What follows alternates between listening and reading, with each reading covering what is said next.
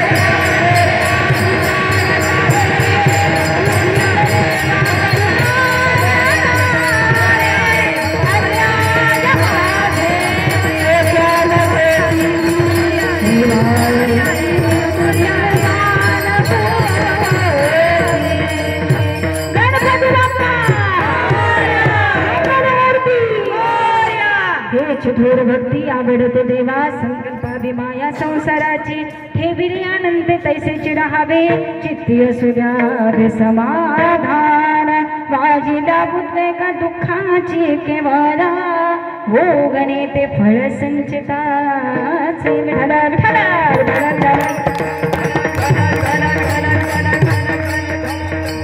सुंदर असं आयुष्य आहे तो गोपराने आम्हाला जगायला शिकवलं. अशा पद्धतीने तुम्ही जावा, या मार्गाने जावा. आयुष्य सगळ्यांना सुंदर जगायचं आहे, फक्त मार्ग मिळणं गरजेचं आहे आणि तो मार्ग एक सद्गुरू आणि मायबाप एक गुरु दाखवू शकतात. म्हणून नेहमी माझ्या कीर्तनाची सांगता ही मायबाप सद्गुरूवरती आणून सोडत असते. जीवनाचा उद्धार करायचा असेल, जीवन सुंदर असं मायबाप कृतार्थ करायचं असेल तर या आयुष्यामध्ये आम्हाला गुरुची गरज आहे आणि हा गुरु आम्हाला मिळाला पाहिजे. तो सद्गुरू रूपामध्ये आमच्या आयुष्यामध्ये यावा. याच्यापेक्षा अजून दुसरं काय आहे? माझ्या गुरुने मायबाप आम्हाला दत्त मंत्र द्यावा, राम मंत्र द्यावा, गुरु मंत्र द्यावा, कोणताही मंत्र द्यावा. नाही बाबा आम्ही त्याचं सुंदर पठण करावं एवढंच एक गुरुची एक इच्छा असते. माझ्या ज्ञानोपरायणकडे गेला, तुकोपरायणकडे गेला तर मायबाप पांडुरंग परमात्माच्या नामस्मरणाशिवाय यांनी दुसऱ्या मला काही शिकवलं नाही. हो, उठता बसता खाता पिता आम्ही रामकृष्ण हरी तरी म्हणू शकतो. ठीक आहे ना? त्यामुळे उघड असा मंत्र असलेला हा मायबाप जगाकरता देणार हे साधू संत आहेत. सगळ्यांचा फायदा व्हावा, सगळ्यांचं कल्याण व्हावं एवढा एकच हेतू महाराज माझ्या साधू संतांचा होता. ठीक आहे ना? ही गणेश जयंती होते. विचार केला असता तर मायबाप इतका खर्च करण्यापेक्षा गावकऱ्यांनी असाही विचार केला असता, गणेश जयंती आहे घरामध्येच आपापले गणेश पूजन करा, आपापली भक्ती करा, आपापले भजन करा, आपापलं नामस्मरण करा. काय असेल ते घरामध्ये तुम्ही करू शकता. सगळ्याच्या घरात देवारे आहेत ना महाराज? इथं बसलेल्यापैकी घरात कोणाकोणाच्या घरी देवारे नाही? हात वर करा बरं जरा. रणसिंगवाडीकर खोटं बोलायचं नाही ना, तुम्ही घरी येईल बघायला. पुन्हा चहा पाणी पोहे सगळं तुम्हाला करावं लागेल. आणखीन तापू आपण. ठीक आहे ना? हा ताप वाढवायचा नसेल तर मला घरामध्ये देवघर असलं पाहिजे. एक वेळा ॲक्वा नसलं तरी चालेल, झोपायला एक्स्ट्राची बेडरूम नसली तरी चालेल. हॉलमध्ये मायबाबू आम्ही एका खोली सुद्धा सगळं ऍडजस्ट करतो. मुंबईत राहणाऱ्यांना जाऊन विचारा ऍडजस्टमेंट काय असते. ठीक आहे ना? गावाकडे सगळं आगळ पगळ असते. पाहिजे तसं जा, दुसऱ्याच्या रानात जा, दुसऱ्याचा हरभरा उपटा, दुसऱ्याचे टोमॅटो आणा, बटाटा आणा. संध्याकाळी भाजीला नसलं तर पुसेगावला जायची काय गरज नाही. शेती इतकी पडली, आपलं बी आपलं दुसऱ्याचं पण. वा, पटलं म्हणजे तुम्हाला. ठीक आहे ना? परंतु मला जीवन जगत असताना आम्हाला आयुष्य जगायचंय, परंतु आयुष्य हे आमचं. ठीक आहे ना? दुसऱ्याचं आयुष्य आमचं नाही. स्वतःच्या अकाउंट वरती असलेला बॅलन्स हा आपला, आपल्या बॅलन्सचा फायदा दुसऱ्याला. तुमचा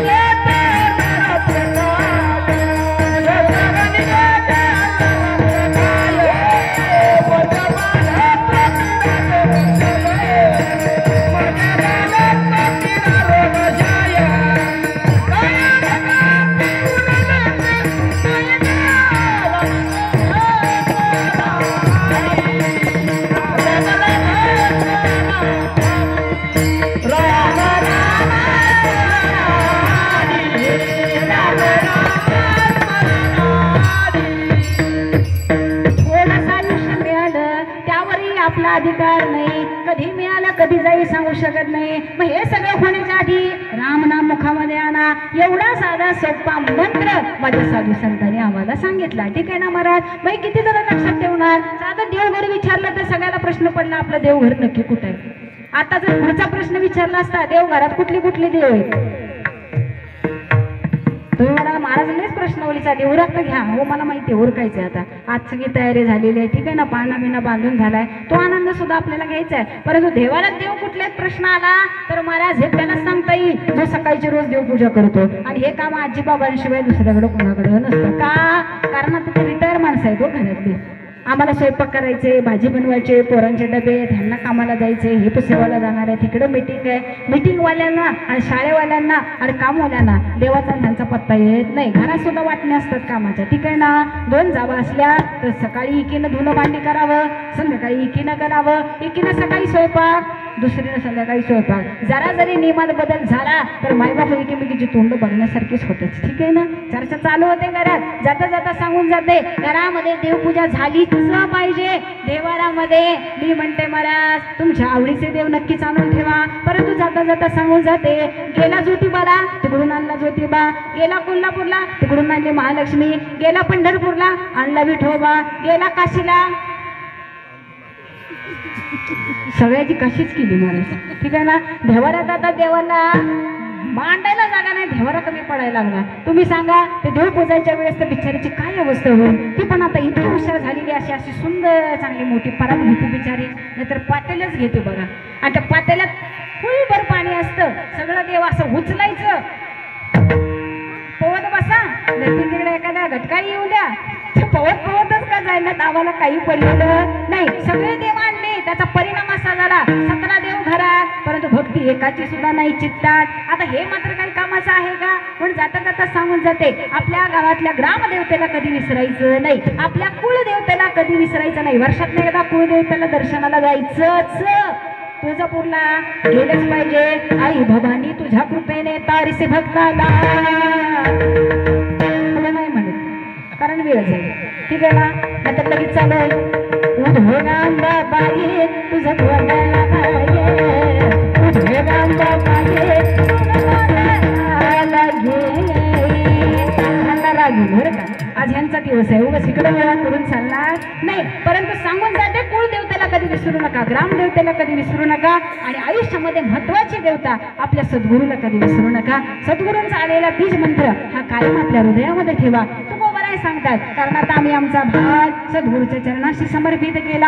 आयुष्य सुंदर जगायचं होतं, आनंदात जगायचं होतं, समाधानाची प्राप्ती करायची होती। आता हे सगळं मिळवायचं असेल तर आता आम्ही आमचा कर्तेपणा आमच्याकडे ठेवून चालणार नाही। वय झालं की सासूबाईंनी रिटायरमेंट घ्यावी, सगळं सुनेच्या हवाली करावं। ठीक आहे ना? तिथं परत मध्ये गुडू करत बसायचं नाही, अशीच करते तशीच करते। आपण आता साठीत आलो, आता आपल्याला कळायला पाहिजे आपला संसार झालेला आहे, बिचारे तुला कसं करायचं तसं कर, फक्त सकाळ संध्याकाळ दुपार भूक लागेल तेवढं घाल, एवढी फक्त एक अपेक्षा आपली असली पाहिजे। त्यामुळे ज्यांना त्याने ठरवावं, कारण प्रत्येक नोकरीला प्रत्येक कार्याला ठराविक वेळ ठरलेली आहे। ठीक आहे ना? पोलीसमध्ये किती वर्ष जॉब करायचा त्या दादानं ठरवायचं, मला किती वर्ष जॉब करायचंय, शिक्षक किती वर्ष राहायचंय हे ज्याचं त्यांना ठरवायचं जॉब करायचंय। तसं आयुष्याचा जॉब आहे कीर्तन नामस्मरण भजन कीर्तन पूजन, हे सुद्धा किती वर्ष आणि किती वेळ करायचंय आणि कुठपर्यंत करायचे हे सुद्धा आम्हाला कळालं पाहिजे। कारण एकदा काही इंद्रियांनी साथ सोडली की काही होणार नाही। म्हणून संसार असा आहे, या संसारामध्ये वेळ कुठं निघून गेला आम्हाला कळणार नाही।